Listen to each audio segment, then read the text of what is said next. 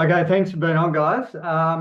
Yeah, so this is what we call the Paraway Landscape Rehydration Project, which we're based about 5 kilometres northwest of Boyup Brook.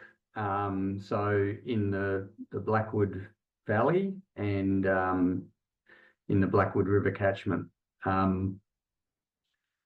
We've been here for nearly 24 years now, and I like that intro, Dimity, because we've managed to gain about 330 odd hectares, which is fantastic. we actually have 664 hectares, but I wouldn't mind 1,000. 1,000 would be nice. But I'm hoping that some of the hectares that were previously a bit unproductive are now becoming more productive. So hopefully we're gaining a few more of those hectares back in that way. But so we run a cattle only operation here. We have done a number of projects over the years. We were certified organic for a period of time for about 10 years. We went away from that in 2018, and we run what we would call a regenerative farming model now. So we use a mixture of biological inputs, as well as we do use some herbicides in our program and conventional fertilizers at times when we feel like we need them. So we really run a bit what I'd call a bit of a hybrid program these days. We turn off cattle on a weekly or fortnightly basis, and I'll talk a little bit more about that in a minute.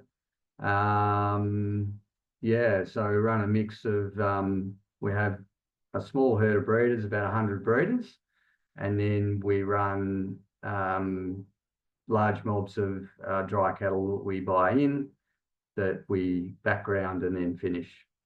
So that's kind of what we do. So the landscape rehydration project here really was born out of a conversation with at the time Ben Cole from Wide Open Agriculture and Jim McIntosh, who's with Common Land. Now, Common Land, for those who are not aware of them, are a Dutch-based philanthropic organisation that support essentially regenerative agriculture projects all around the world. They have a pretty strong focus in southwest WA, supporting a number of projects, and there are a number of different organisations, including Noongar Land Enterprise and others in WA. So they actually have a fairly strong presence in WA in terms of support. So we're really a convo with Ben and Jim around our landscape and where I felt we were heading, and I felt we needed a farming system change to really change the direction we were heading in terms of where I could see our country going. We had come through the period of being certified organic, and I felt that we weren't progressing. We were actually going backwards, and we were certainly going backwards in productivity. So I felt that we couldn't just go back in and throw inputs back at the system. I didn't want to do that. I felt that we actually had to change the physical layout of our farm. So this really got me hooked into talking to guys at Mulloon Institute, who, for those who are not aware, they're based in New South Wales. They have a property there that they've done a very large project on, which is mainly in-stream works. They were focused on a floodplain on the Mulloon Creek, which is just out of Canberra in New South. And it was really looking at in-stream interventions and based very much around the work of Peter Andrews. So if people have heard of Peter Andrews, which I'm sure most of you have, natural sequence farming. It's all about holding water back in the landscape. But their particular focus had been mainly on in-stream works. Our situation was completely different. So when I approached Mulloon, it was really about, we're not about in-stream works because we don't have a floodplain on our farm, but we have catchments that are degraded. And the convo was, okay, how can we restore these catchments to not exactly what they were previously, but to similar to what they were, or functioning in a similar way to how they originally were, but also remaining agriculturally productive. The original conversation was with the senior landscape planner at Mulloon Institute, Peter Hazel, and he came across, and that's where it all kind of kicked off. So the other people we work with is Blackwood Valley Beef is our beef brand, and our commercial partner, for want of a better word, now for about 18 months has been the Bunbury Farmers Market, which those guys have if no one's been there, if people haven't been there before, it's very much like the Boat Shed Herdsman's Fresh type arrangement based in Bunbury. And they've just opened another store down at Vass, down near Busso. And we're supplying 15 to 20 head a week into them on a year-round basis, branded as Blackwood Valley Beef, which we do as a grass-fed beef product. So what does the landscape rehydration plan look like? And for us, this was really, where do we start? And, I had all these ideas of what I wanted to do, but how do we start that process? And this is where Commonland and as a partner, and obviously the Mulloon Institute came into it. So Peter Hazel came across, and this was in 2021, I think. No, 2020, pre-COVID. It was, or into 2019, which was a Regen WA conference, which happened in 2019. Peter Hazel came across for that.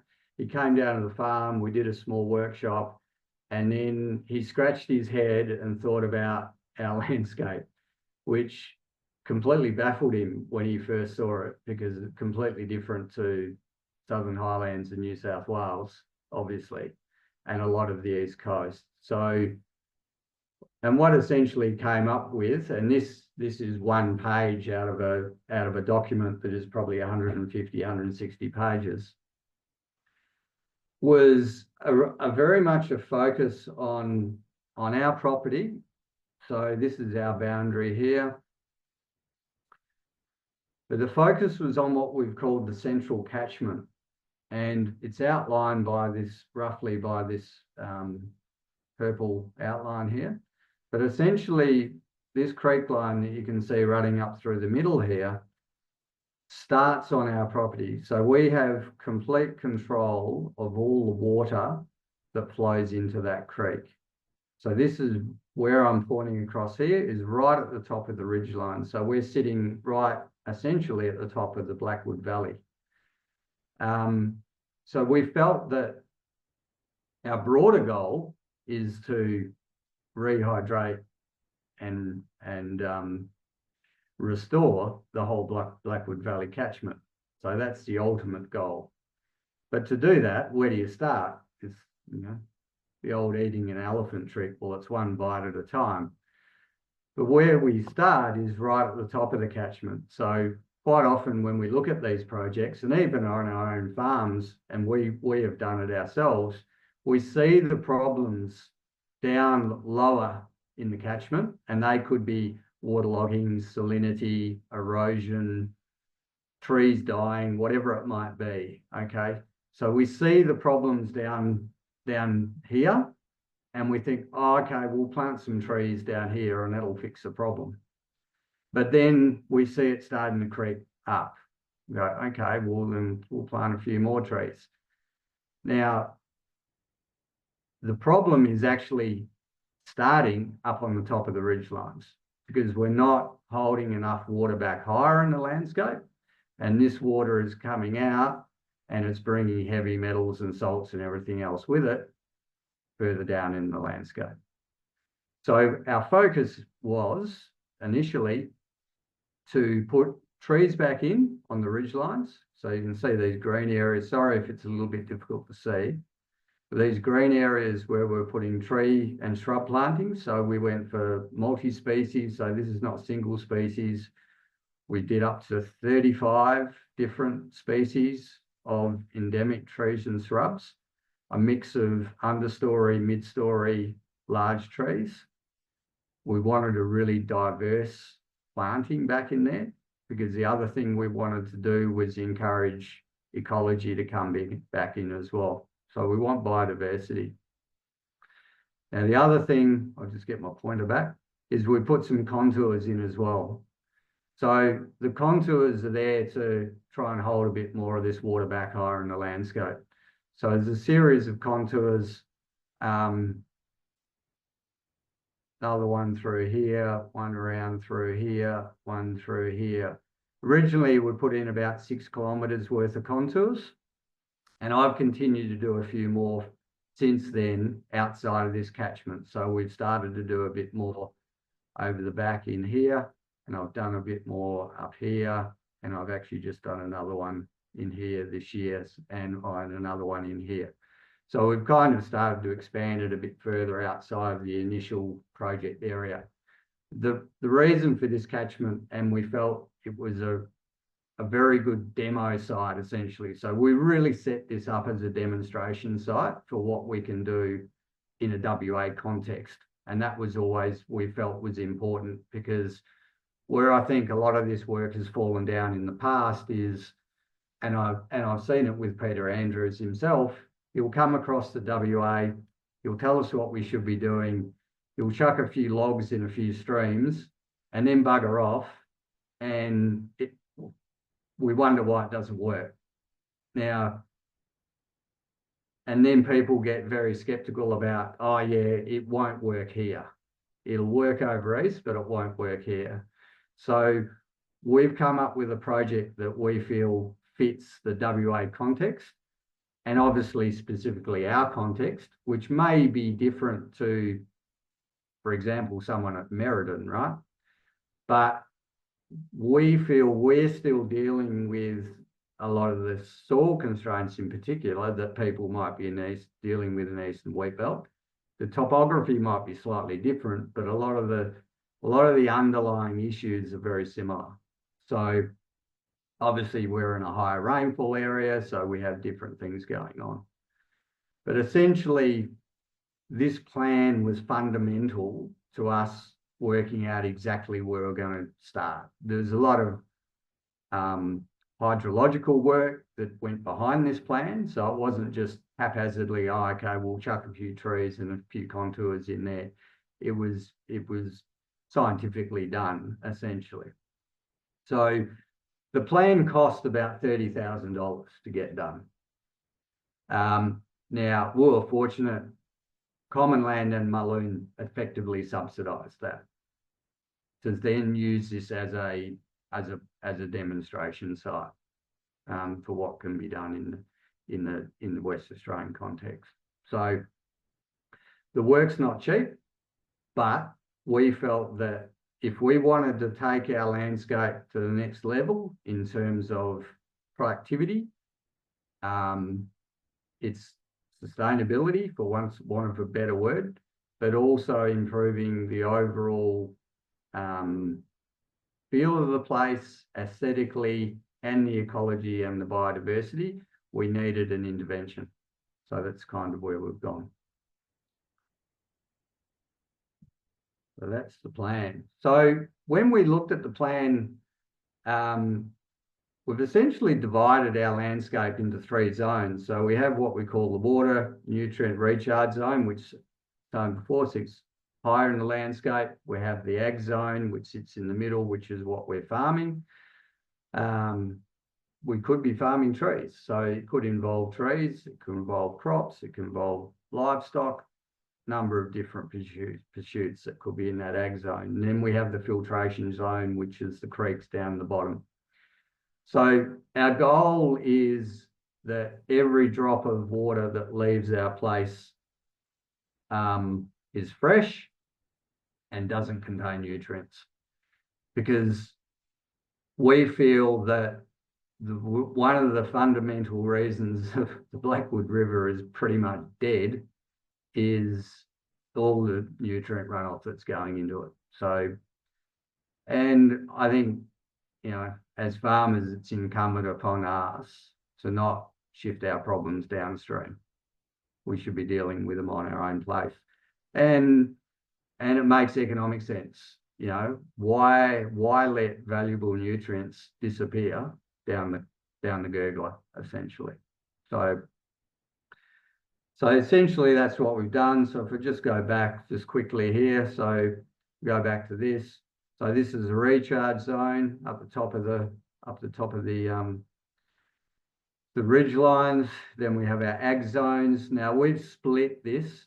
We have another, what we call essentially another recharge zone in the middle, which we've split with the contour, and then we planted trees under it. Then we have another ag zone.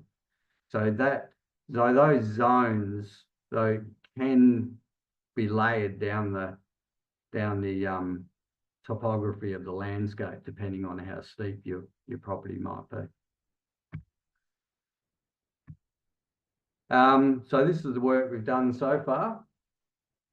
So this is pretty much all in the central catchment. So we over 2 years, and we started this project in May 2022. That's when the first contours went in. We planted the first trees in July that year. So they were mainly planted that year, and then in 2023 we did some more. So about 35,000 all up.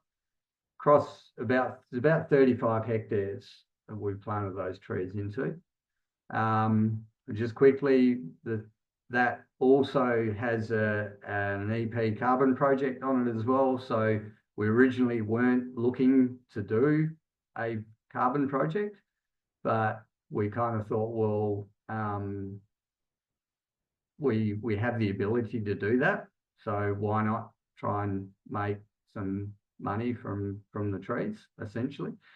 Because one of the knocks we got, and I can recall our bank manager at the time, who incidentally now is 110% on board with what we're doing, but at the time, back in 2019 or 20, whenever it was that I proposed this project, he said, what's that going to do to your farm productivity by essentially taking out 35 hectares of productive land?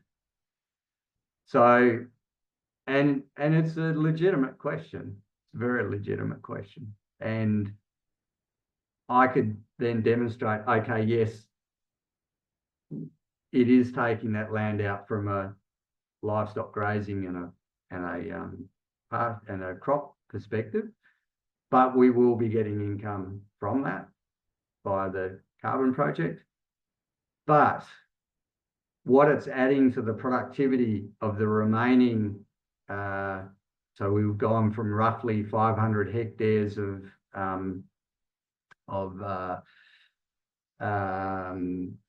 arable country to 460 odd or whatever it is now. It's made that 460 odd more productive, and will continue to make it more productive. So, and I think that's pretty well known that strategically planted trees can actually make you more productive, not less productive. So fenced off an additional 30 hectares of the remnants. So a lot of the remnant trees, some we had already fenced off, but there's areas that the livestock still had access to, particularly on tops of the hills. And there's no new recruitment of trees. So if we fast forwarded 20, 30 years, there's a lot of those trees are now mature. So we're talking, you know, jarrahs and marri and, you know, big trees. There's no new ones coming through. So 20, 30, 40, 50 years time, they're all going to be dead if we don't fence those areas off and allow some regeneration. So we fenced off a lot of those areas, or the remainder of those areas, installed about 7 k's of contour banks to slow the flow, essentially. We feel that with what we're now doing higher in the landscape with the trees and also with the perennial plantings, we feel that some of our contour banks are probably going to become redundant, but that's okay. You know, they're there, they're still doing a job in the landscape. We've established around 56 hectares of multi-species perennial pastures with more to come, and fenced off pretty much all the creek lines. So all the riparian areas are fenced off. And the other thing I haven't put in here, we've completely realigned and reshaped all of our areas that we use for grazing or cropping, which has made it a lot easier in terms of management, and it's allowed us to split areas up a lot better as well. And there's a heap of water pipeline that's gone in too that I didn't put in. Just quickly, small water cycle. So not sure if everyone's aware of the large water cycle, small water cycle. Essentially in Southwest WA, we've broken the small water cycle. So the small water cycle, this is the large one, clouds form, come over land. So that forms, that's our rainfall that falls. Most of that falls back into the ocean, so about 12% falls over land. So this number here, the 14% and the 12%, this is in a well-functioning small water cycle. What we've done through land clearing and everything else we've done over the years, these two numbers are now out of whack. So we've got too much water disappearing back here and bugger all going back up into here, into cloud formation, which is then falling as rain. So part of what we're trying to do by re-establishing more plants and trees is to hopefully slowly restore this small water cycle as it starts to rain outside. See, the trees are working already. So now our climate's a little bit different to, say, the East Coast, where, you know, they can get a lot more summer rain. We obviously rely mainly on those winter rainfall events, cold fronts, that sort of thing, which are coming in from the ocean.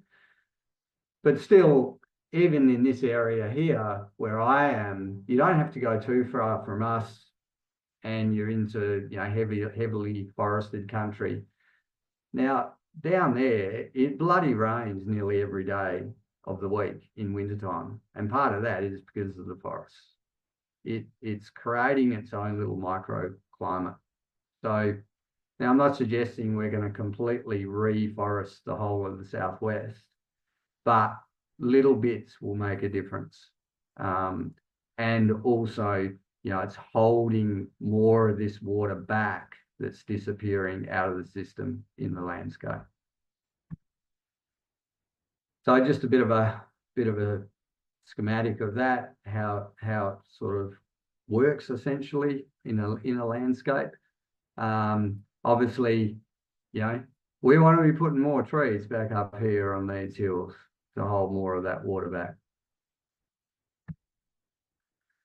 So what are the role of the plants? So just a quick bit on thermoregulation. So they essentially, plants do two fundamental things. So they cool things during the day, and we know this in summertime, right? You sit under a tree in summer and it's nice and cool. You go and sit out in the sun and it's bloody hot. And we know that soil temp can be dramatically affected with plants and ground cover, all of that. So we know it, we live that all the time. Okay, so they help with the cooling, the evapotranspiration. Okay, and then at night time, this is when the condensation gets released out of the trees, creating essentially, you know, creating your own moisture. And I don't think we probably value things like fog and dew as much as we should. You know, we see it here with the perennials that we're establishing now, they'll start getting green again in March as soon as that daytime temperature drops, the nights get cooler just through June. So they'll start shooting back again. So we have phalaris and plants like that you think are dead over summer. We haven't had any rain. And all of a sudden, as soon as that dew comes in, they just shoot back into life without any rain. So if those plants weren't there, if it was just a bare paddock, it wouldn't be happening. So plants are really important in this thermoregulation and creating that microclimate. So this is a bit of an illustration of that. So, you know, what we're wanting to do is, instead of just concentrating our growth in that, you know, May to September, October period, whenever it might be, whenever it decides it's going to rain, we want to try and grow plants for longer. So this photo here, so this is a multi-species perennial we put in last year of chicory, plantain, and lucerne. So that photo was taken on the 15th of December. After we'd had a rain event, I think it was on the 30th of November, we got a 70 mil rainfall event out of nowhere. And this is one of those areas high up on the landscape underneath a tree planting where we planted perennials. This is what the paddock directly next door looked like on the same day. So that 70 mil of rain has basically literally, some of it would have stayed there, but a lot of it has run off there. We captured most of that rain and grew feed. The cows were back in there, I think, the day after on green feed. Now, obviously, we didn't get another rainfall event for the rest of summer, so it didn't look like that by the end of February. But we got production off that where normally, I mean, how much production are you going to get off that? So, you know, and plants are also very important in building soil health. So there's this real positive feedback loop that we have here. So, you know, it starts with organic matter, you hold water, you grow more plants, plants grow that support the fungi and the microbes, they die, that builds more organic matter, which builds more soil, which holds more water. So there's this positive feedback loop that continually happens with plants. So even in annual cropping situations, you can achieve this by growing more diverse crops and by undersowing crops and that sort of thing. So I think we kind of shy away from a lot of this, particularly in the WA context, because we're, you know, the majority of our farming systems are really based around annual cropping systems. But I think a lot of guys now, and I'm not a cropper, but you know, are putting in diverse crops and cover crops and that sort of thing to have more plants for longer. So just I'll run through a few before and after pics. So I was just saying to the ladies before I got on that this project, as I said, kicked off in May 2022. Unfortunately, I didn't get the monitoring site set up until a year later, which is always the way when you do these things. So the photos on the left coming up were taken in July 23. So this is an area this is actually the highest point on the farm. So this is about 300 metres above sea level up here. The drop down to the creek down the bottom here, which is in the middle of the catchment, it's about 70 metres fall. So she drops off pretty quickly. So that's, you know, one of the reasons we're doing all this. So this is 12 months after we planted the first lot of trees. So this is the recharge zone up here. There's an area of remnant trees in here that we've fenced off, a large area. So that's been fenced off. So we're fortunate we run cows, so all of our fencing is single wire electric fencing. So these areas were fenced off. Sorry, I've lost my pointer. Trees established. Then the year after, the perennials went in here. So that's our sort of first ag zone in there.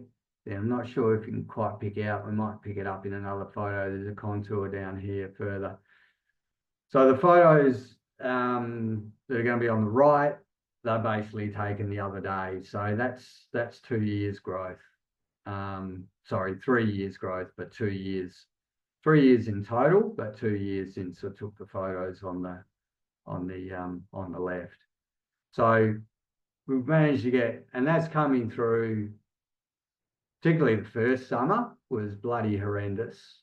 I actually thought we were going to lose all of our trees. That was that really shocking spring, summer that we had in 22, 23.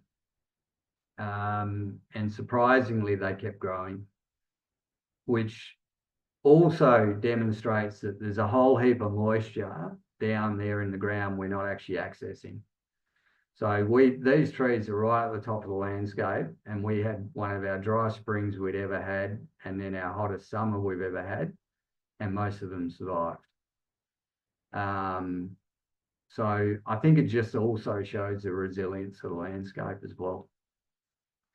So we're pretty happy with the growth that we've managed to achieve out of these trees, given, and then the summer after that was pretty challenging as well. So this is another one looking sort of fairly high in the landscape, looking down the valley. This is actually right where I'm standing is right in our corner boundary. To the left, there's another bunch of trees that were planted. So you can just see there's one here just poking his head into the corner that wasn't there obviously 2 years ago. So you can see the trees further down the landscape, contour up the top here. This area got planted next year into perennials. See the trees across the other side, and then there's another line of trees through here with contours.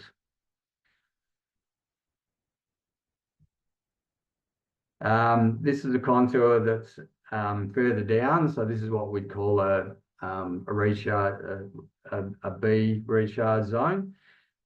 Directly below this contour is quite a waterlogged saline area and some bad gully erosion in here that we've completely fenced off, and we've put a contour above it to try and hold a bit of that water back, and established these were mainly species that handle a bit more water. So there's quite a few she oaks and paper barks and wattles and that sort of thing planted in that area, and they're obviously thriving. Another one a bit higher up in the landscape, so looking back up the valley and contour. So this is part way down. So this is our ag zone up here, ag zone B down the bottom. Trees planted underneath the contour. This area in here was similar to the other area I showed earlier with the plantain, chicory and lucerne. A little bit of cape weed we've had come back this year, so I actually gave that a bit of a touch up the other day. So hopefully we'll knock a little bit on the head, bit of that on the head going forward. Looking across the valley, so in the foreground, the lucerne, chicory, plantain, contour, trees. The area down the bottom here, we've just planted that this year to a multi-species perennial. Couple of interesting species we put in there because this traditionally gets really waterlogged. We're slowly getting a bit of the waterlogging under control, although this wetter winter we're having this year, it's showing up a little bit again. But yeah, we've got a couple of waterlog tolerant species in there, hopefully that will do well, and that will give us some productivity all year round. So back over the other side, so obviously the filtration zone, riparian area. This area over here is in hay this year. That'll go into sorghum. We also planted this area to sorghum over summer to try and utilise a bit more of that moisture. We're going to do the same over here this year, the hay crop, and then it'll go into sorghum. This is the photo that I showed earlier of the chicory, plantain and lucerne in there. Another tree area you might be able to just pick out up the top here. Unfortunately, there's an area of bush over here next door where a big mob of kangaroos lived. And they decided in year one, when we planted those trees, that they liked them more than I did. So we had a little bit of a wipeout on top of the dry season that I've learnt since. This is probably, this area up here, I'll point it back, is probably the most gravelly bit on our farm. And it just got really dry in that first year. And I think we lost trees. They just, they dried out. So yeah, in conclusion, so yeah, as farmers, we can't control the weather, and more often than not, we can't control commodity prices, and we definitely can't control political decisions, as we well know. But we can control what we do on our own properties, and we start by doing simple things to repair the small water cycle, by growing more plants for longer, which also helps with carbon drawdown, increases farm productivity, amongst the, there's a multiple benefits. And I think the most important thing we can do is maintain ground cover for as long as possible, which is super important. And I think that's it, guys. I think I've probably talked enough. Oh, that's amazing, Warren. Thank you so much. We're going to open the floor up to some questions now. If you feel comfortable, you can unmute yourself and ask a question if you know how to use that function. Otherwise, you can type your questions into the chat here. I need to extend an apology to Jessica. I'm so sorry I didn't see you in the waiting room. I'll send you a recording. Yeah. Sorry, I'm so sorry about that. All right, so if you've got something, feel free to shout out now. Well, I'll jump in there if that's all right, Dimity. Warren, that was fantastic and a really awesome overview of your project. And my question to you is, and you recently got the Southwest NRM Soil Health Champion Award for your area, and we can totally see why, because you're all over it. What does that mean to you? And this is a bit of a double-pronged question, really. What does getting the Soil Health Champion Award mean to you? And how do we encourage more producers to start thinking on a landscape scale? And are you having those conversations with other producers about what you're doing on your property and your Soil Health Champion Award and things like that? Can you talk to that? Oh, it was about half a dozen questions in there, Amy. That's all good. It's all good. Soil Health Champion, yeah, I suppose that's just recognition, and a nice little plaque, which, hang on. There we go. It sits proudly on my desk, so there you go. Very nice. Local timber. Yeah, I suppose it's recognition. I mean, whether, I don't know, does it mean much more than that? I don't know. I mean, it's nice. We do use it a bit promotionally wise. So, Bunbury Farmers Market, one of the reasons they came on board is because of what we're doing. They really wanted, and they previously not had any supply of grass-fed cattle from WA. So all grass-fed beef that they had in the store all came from the eastern states. And they kind of pride themselves on supporting local farmers and having as much local produce as possible. And shipping all their grass-fed beef in from the east. So they were, very keen to come on board, and particularly, they came out and had a look around, see what we're doing, and that really sold them. Because they could hand on heart say to their customers, well, this is where we buy our beef from, and this is what these guys are doing. And there's the conscious consumer thing. I know we probably hear that term bandied around. It is growing. It is, there is a lot out there, and it's growing. So I don't think we should discount that, the importance of what we're doing on farms, and in terms of how we can then sell that to people ultimately that are eating our produce. Because at the end of the day, we're producing food. So we've got to give people a reason to buy it, right? And not give it, we'll probably give people a reason not to buy it. So I think, or to not buy it, if that's a double whammy. Yeah, so I think there has been important in that regard. Question around more farmers coming on board. I think, look, we have field days here all the time, and I probably should get a plug in. We're having a workshop here as part of the Regen WA conference coming up. So we're having a workshop here on the Friday after the conference. I was hoping the guys would have a flyer organised, but I'm actually having a meeting tomorrow with the guys from Mulloon, because they're essentially running the workshop to go through it all. So hopefully we'll have some info out on that soon, but put it in your diaries. So that's, I think, the Friday, the 19th of September.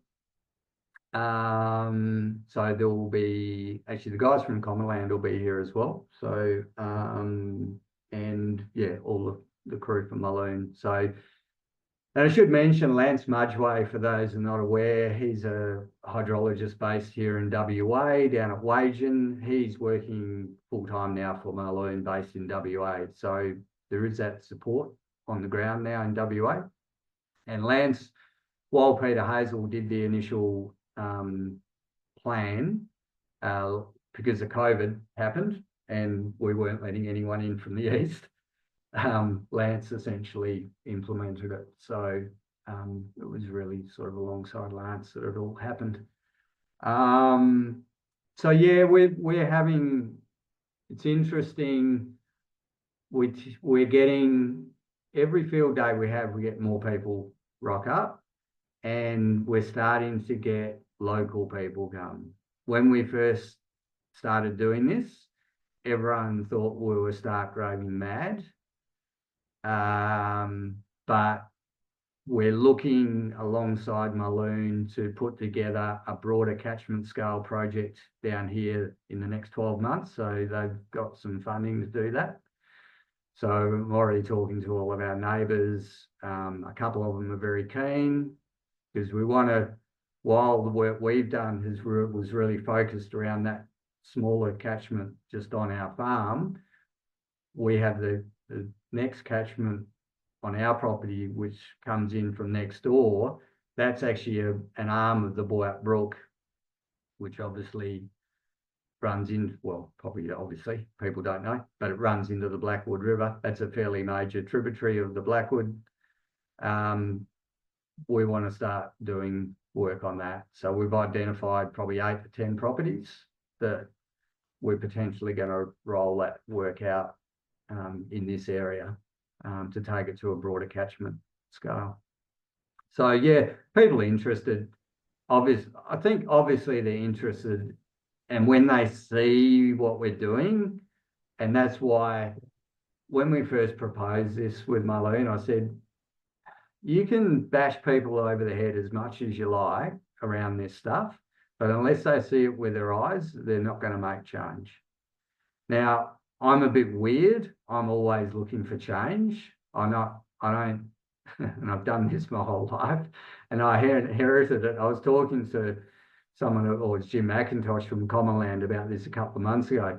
It's a trait I unfortunately inherited from my father.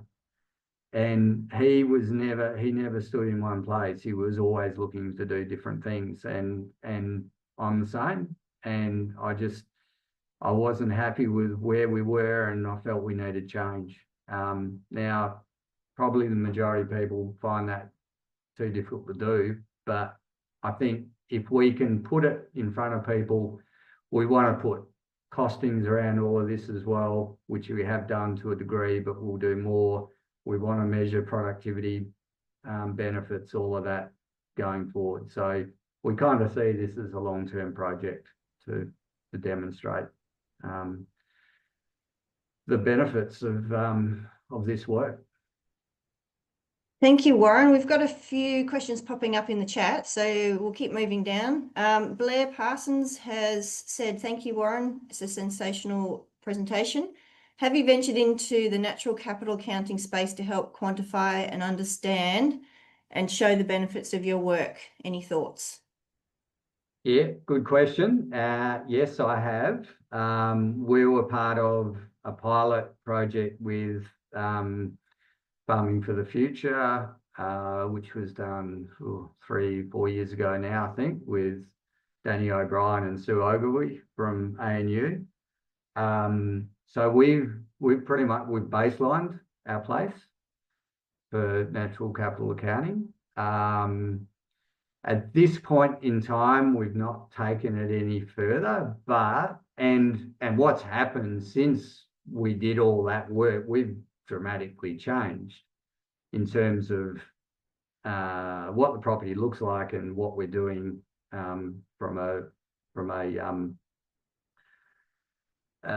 enterprise mix. So the important bit of that work is we have the baseline. And we're fortunate, again, because it was a pilot project, we didn't have to pay for it. So we've got that baseline. So I think, yeah, we will use that at some point. But if it's not us, it'll be who comes after us, as long as they keep doing what we're doing. Do you think I think the natural capital space still has a little bit to go in terms of financial rewards.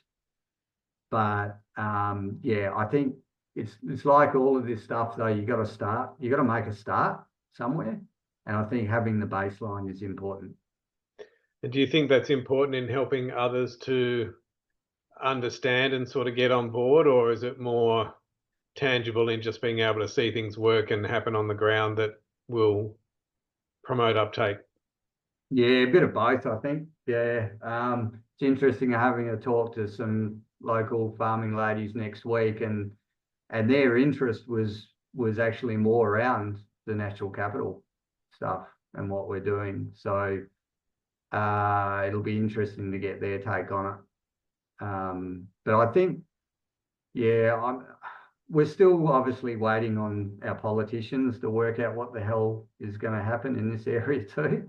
So until they work their shit out, it's a little bit hard in terms of what it may mean in terms of any sort of income.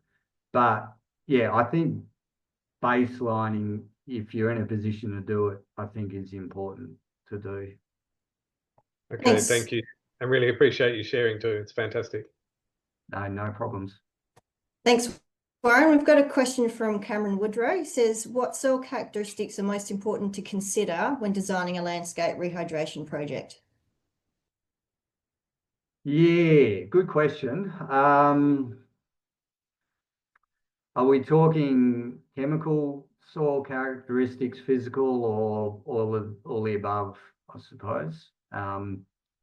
One thing I probably hadn't touched on and is really important in our context, and another one of the reasons we've done what we've done, is the chemical characteristics of our soil. So we're pretty much gravel, sandy loams over clay, I suppose is the best way to describe it. So having a lot of gravel in our soil we are constantly dealing with aluminium and iron toxicity issues. And I'm 100% convinced now, and particularly after working with Cole Bowie, our agronomist, that has been causing us some major dramas over the years. And I think, and we can see it in the water, a lot of that, because we've taken all that vegetation off higher in the landscape, a lot of those heavy metals, aluminium and iron, along with the salts, are escaping out of the landscape, and particularly further down the landscape, which is contributing to those productivity issues lower in the landscape. So I think having a good understanding of the chemical constraints in your soil is super important, what you can do to address them. Now, whether that's input-based or it's what approach we've taken in terms of putting more vegetation back in. And then obviously there's the physical constraints as well. And we're dealing with, because of that and the water, sodic soils down the bottom of the landscape, that sort of thing. So we're trying to address them. At the end of the day, I think the number one thing to use, or the number one tool to use to address all constraints, is plants. And because the other thing we're trying to do is, by using more plants, getting more plants established for longer, is to reduce the amount of inputs. Because, as farmers, we can chuck inputs at the bloody cows or at everything until the cows come home. But is that where we really want to go in terms of our sustainability going forward? We're kind of in the position now where we just put inputs in where we need them, and we don't need the inputs, we don't put them in. So, we are a grazing only enterprise. So we're not putting massive amounts of inputs in, but we're very strategically using inputs and really looking, we soil test. So, we put back in what we need. Calcium, we strongly focus on calcium because we want to try and buffer that aluminium and iron as well. So, we have a pretty strong focus on calcium. Does that answer your question, Cameron? Sorry if I went round the tree a bit there.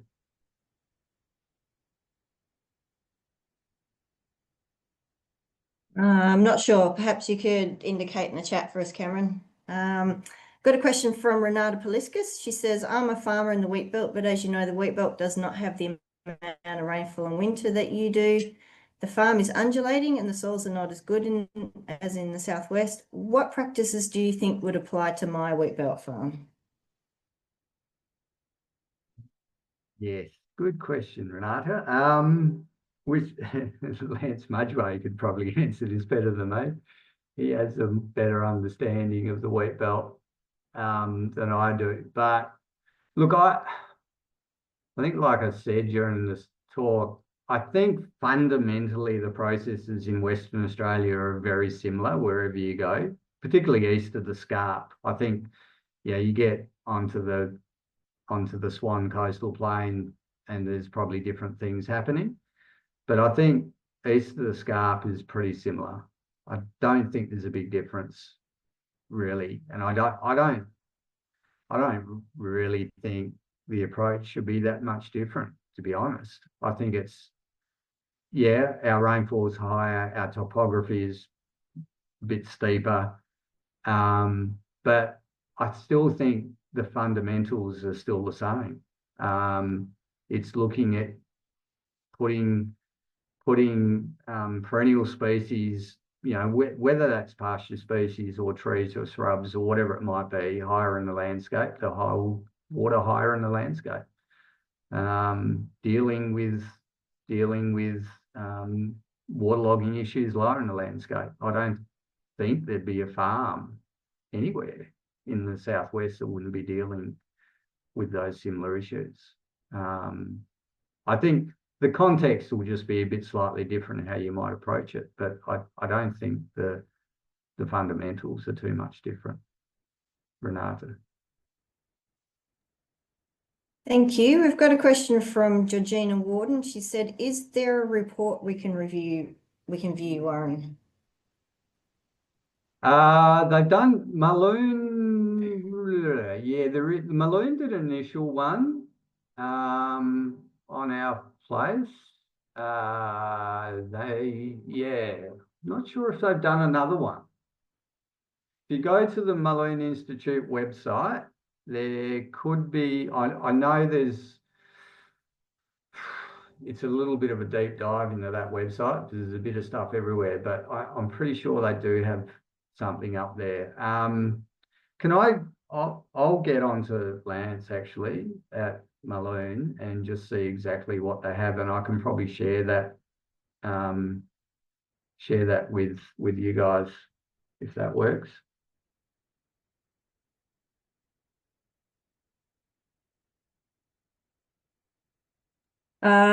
I've just found it. I'll just pop it in the chat there. So there is on the Mulloon Institute website, the Paraway Farm Landscape Rehydration Case Study. So here's the link here. Cool. I knew there was something. Get stuck into that. Right. Well, that's the end of the typed questions. Does anyone need to ask anything else?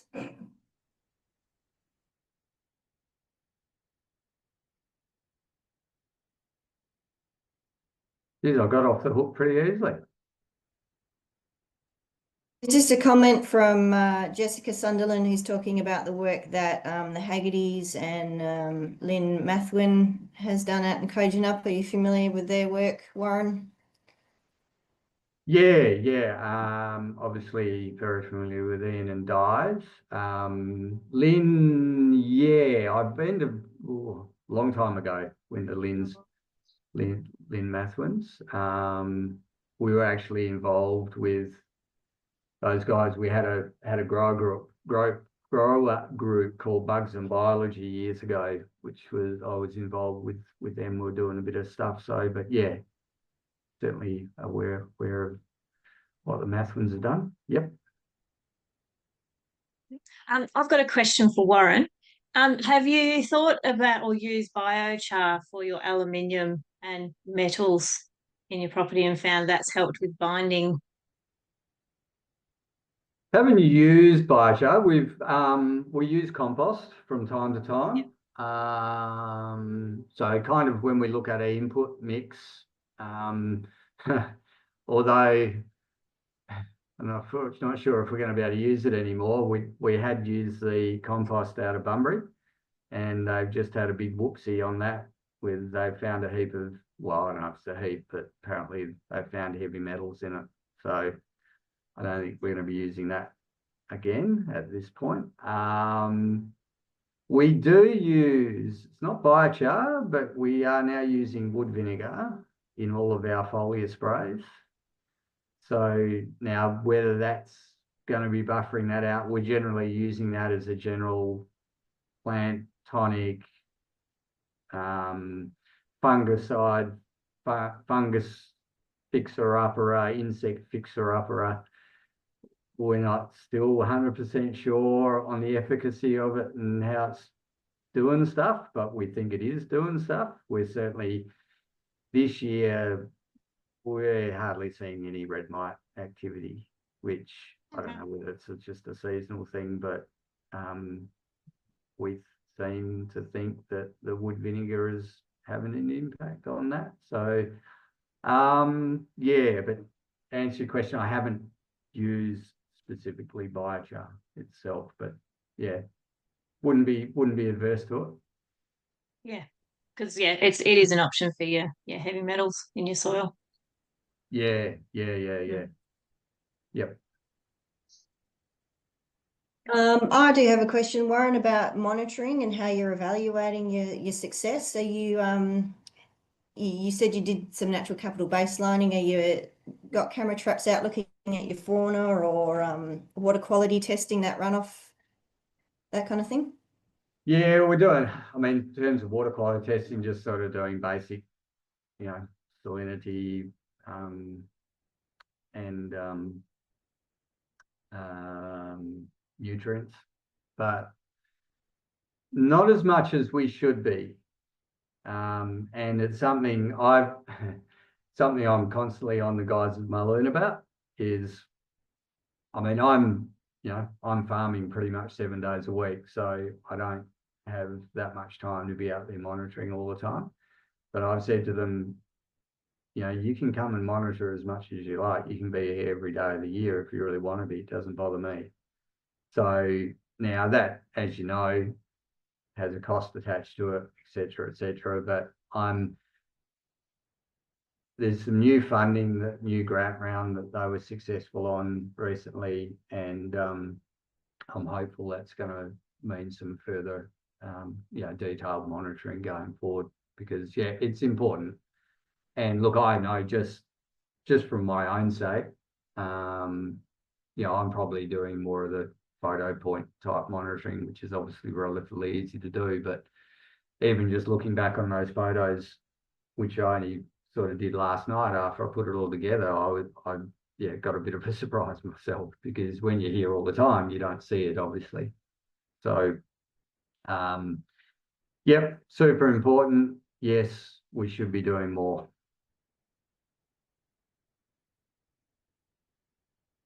Yeah, I don't know what you're doing with yourself, honestly. I know, got nothing to do. Look, no, that's right.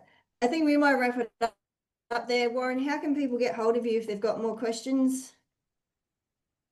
Email address, that's fine. Okay. Do you happy have for that? You have that. Yeah. Just flick that through. Phone's probably not always workable around here, but probably email, shoot through any questions on email, and happy to respond to them. All right, no worries. Listen, thank you everyone for joining us. I'm going to stop the recording and I remember to do that. I really